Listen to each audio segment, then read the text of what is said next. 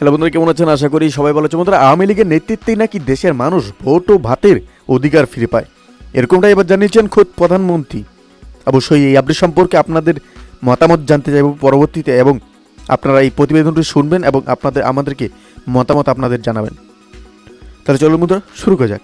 বন্ধুরা, প্রধানমন্ত্রী শেখ হাসিনা বলেছেন যে গণতন্ত্র পুনরুদ্ধারের আন্দোলন সংগ্রামে সেলিম ও দোলায়ের সহ যারা প্রাণ বিসর্জন দিয়েছেন তাদের রক্তের ঋণ কখনো শোধ হবার নয়। তিনি বলেন যে দীর্ঘ সংগ্রাম ও অনেক তাজা প্রাণের বিনিময়ে অবশেষে স্বৈর শাসকের পতন ঘটে এবং গণতন্ত্র পুনরুদ্ধার হয়। আবারও আওয়ামী লীগের নেতৃত্বে বাংলাদেশের জনগণ ভোট ও ভাতের অধিকার ফিরে পায়।